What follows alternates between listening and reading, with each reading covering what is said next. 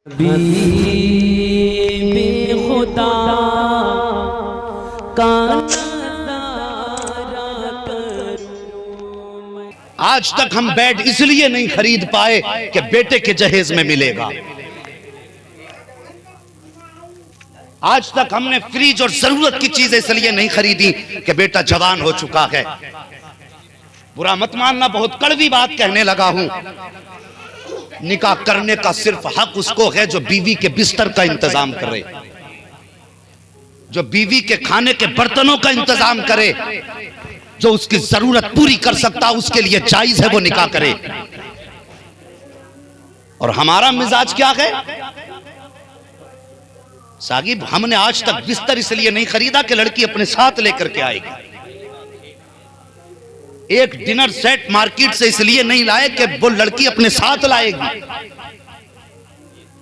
अगर तेरी खरीदने की औकात नहीं है तो तुझसे किसने कह दिया तेरे लिए निकाह जायज है? और जो लोग मुंह फैला के भीख मांगते हैं कि मुझे ये चाहिए, मैं कुल्लम कुल्ला उनकी बात करता हूं, वो दबे लफ्जों में भीख मांगते हैं। अगर किसी ने कहा 4 पहिया चाहिए तो वो कहना ये चाहता मेरे समाज, मेरी बिरादरी, मेरी औकात नहीं है मैं मारुति खरीद सकूं, जो तुझ पे ज़कात निकलती वो भीख में मुझे गाड़ी दे देना। वो भिखारी हैं और मुस्तफा की उम्मत पे बोझ हैं वो लोग जो गरीब बेटियों का जीना हराम किए हुए हैं। क्या हमारे समाज की ये कड़वी सच्चाई नहीं है कि अगर अमीर की बेटी खूबसूरत भी हो, शरीफ भी हो, तो लोग उसमें 1000 ऐब निकाल के चले जाते हैं, ये हमें पसंद नहीं। और गरीब की बेटी के दामन पे अगर 1000 दाग भी हो तो 4 लाख कैश लेकर के बेटी के दामन के सारे दाग धुल जाते। क्या तुमने गरीब की बेटी की इज्जत की इतनी सी कीमत लगाई कि अमीरों के दाग 4 लाख में छुपा दिए और गरीब की बेटी के दामन पे कोई दाग न था? अगर कमी थी तो सिर्फ इतनी कि उसका बाप 4 लाख नहीं दे सकता, इसलिए तुमने उसके बेदाग दामन में अपनी मर्जी से हजारों ऐप पैदा कर दिए। हमें हुआ क्या है, आजकल लड़कियों को देखने के लिए बारातों की बारातें जाती हैं। जरा दिल पे हाथ रख के बता, अगर तेरे बेटे का इंटरव्यू किसी भी जॉब के लिए कहीं पे होता है तो उसका दिल धड़कता है। इंटरव्यू में कहीं फेल तो नहीं कर दिया जाऊंगा, कहीं मैं किसी सवाल का जवाब देने में नाकाम तो नहीं हो जाऊंगा। यार ये बेटा है। सोच, जब किसी बेटी को देखने के लिए बारात की बारात जाती है तब उस बेटी के दिल पे क्या गुजरती होगी। वो 1000 बार शीशे के आगे खड़े होकर देखती है, मेरे अल्लाह कहीं ऐसा तो नहीं है लोग मुझे नापसंद कर जाएं। अगर इन्होंने इनकार कर दिया तो मालिक मैं किसे मुंह दिखाऊंगी। वो घंटों घंटों गुम रहती है सोचों में। अगर पसंद भी आ गया तो कहीं इन्होंने अगर मांग रख दी तो मेरा बाप कहां से देगा। और तुम तो आए पेट भर के खाया, घर आके कह दिया फोन करके बता देंगे। तुम तो आके जो भी तुम्हें फैसला करना था वहां दिमाग में कर लिया, टांगे फैला के सोए। लेकिन सोचा वो बेटी कैसे सोई होगी जिसके जवाब के दिन तुम 8-8 दिन इंतजार करते हो कि साहब अभी उससे मशवरा करना है। साहिब रहम करो मुस्तफा की उम्मत पर, किसी बेटी का चैन और सुकून न ढूंढो, उसकी जिंदगी का आराम न छीनो। तुम तो गए आके पेट भर के खा के आके सो गए, वो सुबह तक इंतजार करती रही, 8 दिन तक जी जी के मरती रही और मर मर के जीती रही, न जाने जवाब क्या आएगा। और जब 8 दिन के बाद फोन करके कहते नहीं जी हमें लड़की पसंद नहीं, खुदा की कसम वो जीते जी मर जाती है।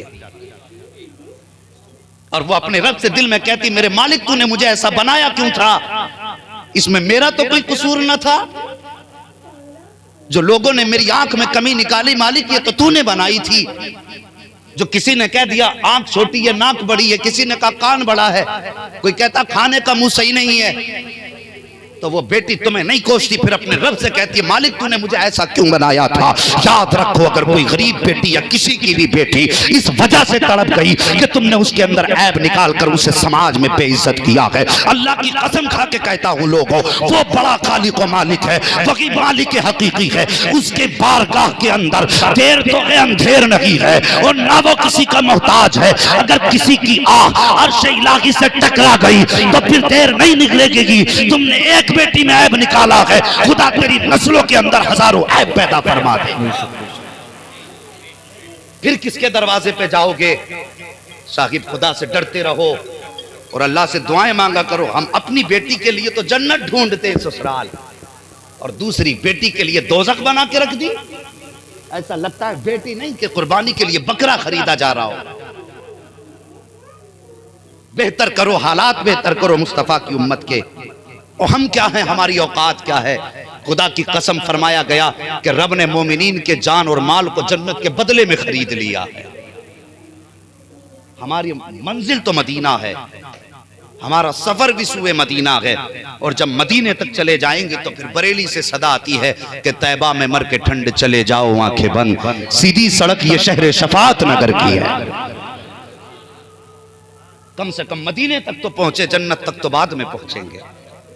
साहिब हालात बेहतर करो, किसी गरीब का दिल दुखा करके ठंडे दिमाग से इस बात को सोचिए। समाज में ये बहुत बड़ी बीमारी है मांग तांग की। बहुत बेटियों पे जुल्म हो रहा है, दिन फांसियां हो रही हैं, कोई जेल में पड़ा है, कोई कहीं पड़ा। यार ये क्यों है? सोचो तो, ठंडे दिमाग से सोचो ये क्यों है। एक बात बता दूं, सब कुछ मुस्तफा के नाम करो।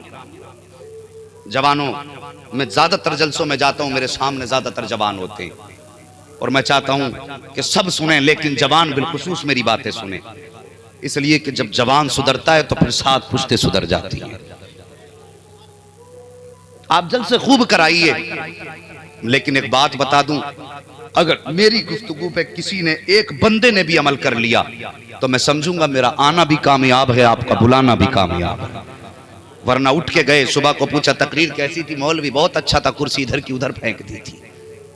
इससे कोई नतीजा नहीं होने वाला। कुछ हासिल करो। मैंने पहले कहा था मेरी तकरीर तबे यार को बेचैन करती है, सबब क्या है वही कहता हूं जो दिल पर गुजरती है। हमने क्या दिया मुस्तफा के नाम पे और क्या किया आका के नाम पे? कुछ भी नहीं। उनके नाम पे सिर्फ गोश्त खाया है, चाहे वो बकरीद का हो, चाहे वो मुहर्रम का हो, चाहे वो 11वीं का हो। इसके सिवा कुछ नहीं करते हम। करने वाले कैसे थे? खुदा की कसम देखो, उनके नाम पे सौदा करो। फिर आला हजरत कहते हैं इश्क तेरे सदके जलने से छुटे सस्ते, जो आग बुझा देगी वो आग लगाई। उनसे मोहब्बत तो करके देखो साहिब, उनसे मोहब्बत तो करके देखो। आओ नबी के गुलाम की दास्तान बताऊं कैसे कैसे सौदे कर बैठे। बहुत बार आपने सुना होगा, सरकार के सहाबी नाम है हजरत अब्दुल्ला असवद जी है, हजरत अब्दुल्ला असवद। एक दिन मेरे नबी के साथ किसी निकाह की तकरीब में गए। तवज्जो से सुनना, अगर जरा सी बात इधर से उधर हो गई तो फिर मैं समझूंगा शायद सबक भूल गए आप। हजरत अब्दुल्ला असवद मेरे नबी के साथ एक शादी की तकरीब में गए। वहां कर गए, आपने देखा लोगों की खुशियां, अपनों की भीड़ भाड़, एक दूसरे की मुबारकबादियां। वापस आए, दिल में ख्याल आया अब्दुल्ला आज अगर तेरा कोई होता तो तेरा भी निकाह होता, और तेरा निकाह होता तेरी भी निकाह की खुशियां होती, तुझे भी लोग मुबारकबाद देते। ये सोच के रोने लगे। जब ये सोच के रोए ना तो अचानक मेरे नबी की नजरें करम पड़ गई। और कौन सी नजर? अल्लाह अकबर, खुदा की कसम, जब आ गई हैं जोशे रहमत पे उनकी आंखें, जलते बुझा दिए हैं, रोते हंसा दिए। वो निगाह पड़ गई।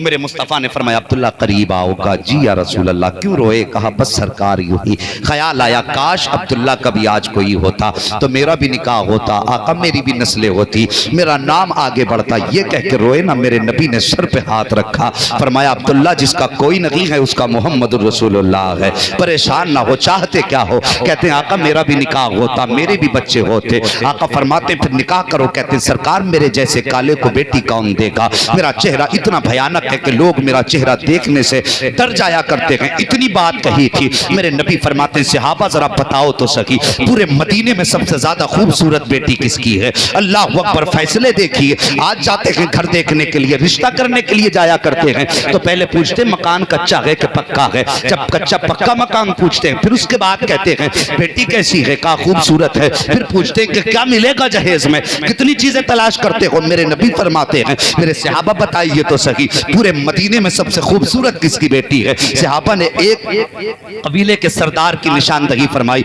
सरकार फला की बेटी बड़ी हसीन है, उसकी बेटी बड़ी खूबसूरत है। मेरे नबी फरमाते जाओ अब्दुल्ला असवद, अपने रिश्ते का पैगाम लेकर के खुद चले जाओ। अल्लाह अकबर। इतनी बात कही है, हजरत अब्दुल्ला असवद चले जाते हैं। दरवाजे पे दस्तक हुई, दरवाजा खुला, कौन? कहा मुस्तफा का पैगाम लाया हूँ। इतना सुनना था, घर वालों ने पलके बिछा दी। कोई मुबारकबाद दे रहा है, कोई सलाम कर रहा है, कोई निहार रहा है, कोई नजरें उतार रहा है। हमारे खुशी के ठिकाना नहीं। आज मुस्तफा का कासिद आया है, आका का पैगाम आया है, हर तरफ खुशियां हैं। बेहिसाब उनकी मेहमान नवाजी की गई। अल्लाह अकबर। जब खाने से फारिग हो गए उसके बाद पूछा गया था अब्दुल्ला बताओ क्या पैगाम लेकर के आए हो? अब जरा दिल से मेरी बात सुनना, मुस्तफा के चाहने वाले कैसे कैसे होते हैं। ये जरूरी नहीं है नारे के टाइम कहें कि हम रसूलुल्लाह के हैं, खाने के टाइम हम कहें रसूलुल्लाह के हैं, और इन जाहिलाना रस्मों के टाइम कहें साहब समाज के साथ भी चलना पड़ता है, दुनिया को भी देखना पड़ता है। मैं कहता हूँ दुरंगी छोड़ दे, एक रंग हो जा, सरासर मोम हो जा, या फिर संग हो जा। किसी एक का हाथ थामना पड़ेगा,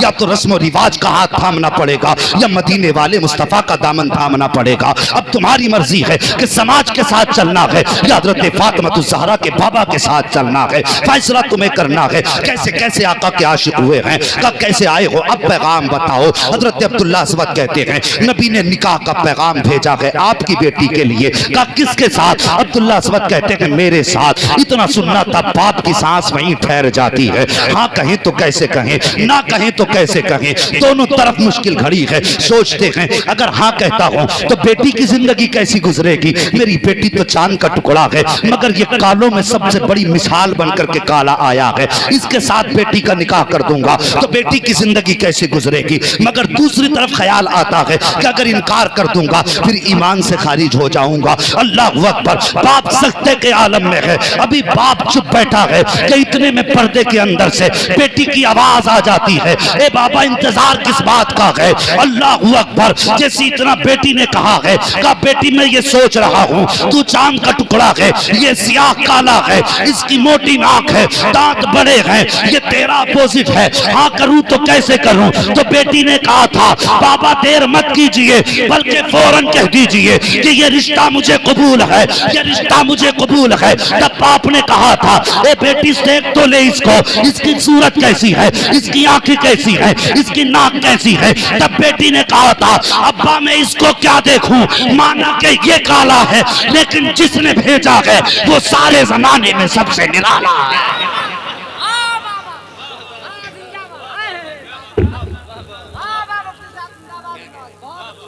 हाँ हाँ साहिब,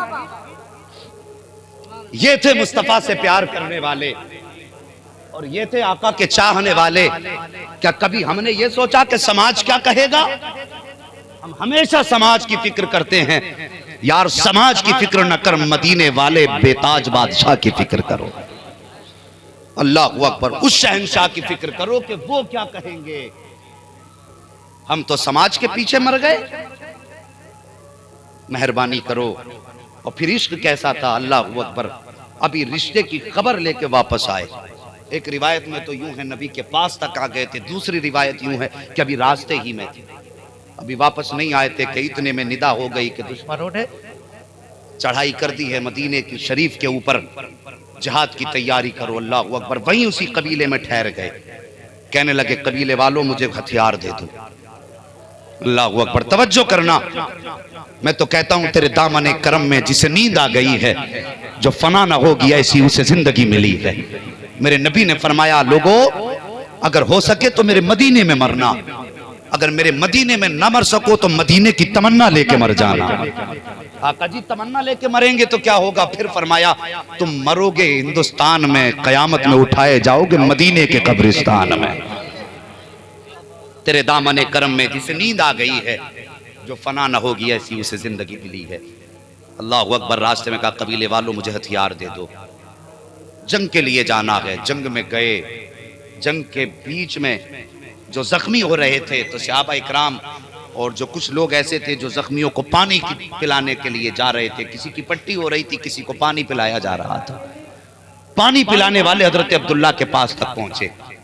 हजरत अब्दुल्ला असवद को कहा लो पानी पी लो। कहने लगे साहिबा पानी की जरूरत नहीं, मेरे महबूब का जलवा एक बार दिखा दो, कि कोई उन तक ये खबर पहुंचा दे कि आशिक दुनिया से जा रहा है और बस आखिरी दीदार चाहता है।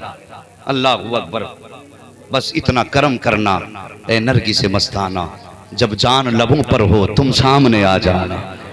साहिब कहते मुझे पानी नहीं चाहिए, मुझे बस मुस्तफ़ा का दीदार चाहिए। किसी ने कहा आका अब्दुल्ला असवद की जिंदगी के आखिरी लम्हे हैं, आपको याद कर रहे हैं। मेरे नबी की नबुव्वत वाली आंखें बरसने लगी। सरकार गए, जैसी पहुंचे हैं हजरत अब्दुल्ला असवद ने उठना चाहा लेकिन जख्म शिद्दत का था, उठ ना सके। मुस्तफ़ा दौड़े, जैसी जाकर के बैठे अब्दुल्ला असवद ने करवट ली, कदमों पे मुस्तफ़ा के सर रखा है और रखने के बाद आंखें हमेशा के लिए बंद हो जाती हैं। तभी तो एक आशिक और बड़े प्यारे अंदाज में ये बात कही थी, अल्लाह अकबर कर वक्त अजल सर तेरी चौखट पे झुका हो, जितनी हो कज़ा एक ही सजदे में अदा हो। ये थे अंदाज मरने वालों के। और जब इंतकाल हुआ, मुस्तफ़ा ने दफनाया तो आलम ये तब मेरे मुस्तफ़ा देख के मुस्कुराए, लेकिन जब जनाजा जा रहा था तब आका की आंख में आंसू थे और जब पलटे हैं तो आका करीम मुस्कुरा रहे थे। सहाबा पूछते गए आका अब मुस्कुराने की वजह क्या है? तब मेरे नबी ने फरमाया कि जैसे कि अब्दुल्ला असवद को कब्र में दफनाया गया है, 70,000 हूरें आ गई हैं और कह रही हैं कि मेरा निकाह अब्दुल्ला से होगा, मेरा निकाह। तेरे दामने करम में जिसे नींद आ गई है, जो फना ना होगी ऐसी उसे जिंदगी मिली है। तो साहिब ये है इश्क, ये है प्यार।